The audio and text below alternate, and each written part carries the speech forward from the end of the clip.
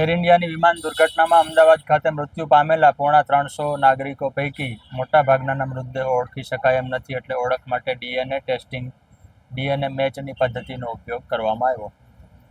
આ વૈજ્ઞાનિક પદ્ધતિ છે અને 100% પરફેક્ટ છે, એટલે જેને રામબાણ ઉપાય કહેવાય એ પ્રકારની છે.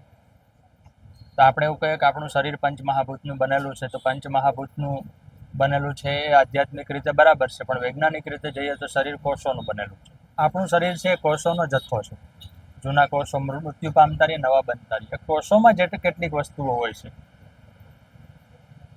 એમાંનું એક પદાર્થનું નામ ડીએનએ છે, એક પ્રકારનો એસિડ છે. વાયરસ સિવાયના પૃથ્વી પરના તમામ સજીવોના શરીરમાં ડીએનએ હોય છે, અને ડીએનએ છે ને એક પ્રકારની આપણા જીવનની બ્લુપ્રિન્ટ છે. પહેલો સવાલ એ આવે કે ડીએનએ ટેસ્ટિંગ શા માટે જરૂર પડે? આમ તો આપણે જાણીએ છીએ કે કોર્ટમાં ઘણીવાર કિસ્સા બનતા હોય કે બાળક કોનું છે એની જાણકારી મેળવવા માટે ડીએનએ ટેસ્ટ કરવામાં આવે છે, કારણ કે ડીએનએ છે એ પરફેક્ટ અને વૈજ્ઞાનિક પદ્ધતિ છે અને કોર્ટ માન્ય પણ છે. એટલે માતા પિતાની ઓળખ માટે ડીએનએ પદ્ધતિના કિસ્સા જાણીતા છે.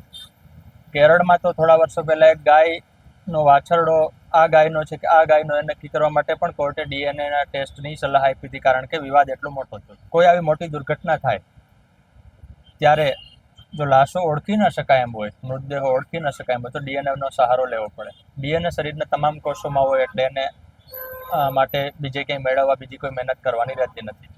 હાડકું મળી આવે, ચામડી મળી આવે, નખ મળી આવે, વાળ મળી આવે, પરસેવો મળી આવે, લોહી મળી આવે, એ ગોળમાંથી ડીએનએ મળી જાય.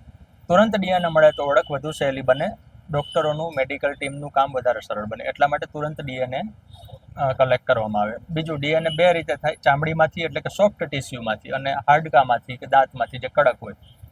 તો સંશોધકો કડક ડીએનએ વધારે પસંદ એટલા માટે કરે છે કે લાંબો સમય સુધી ટકી રહે. એની ઓળખનું કામ એના કારણે વધારે સહેલું બને.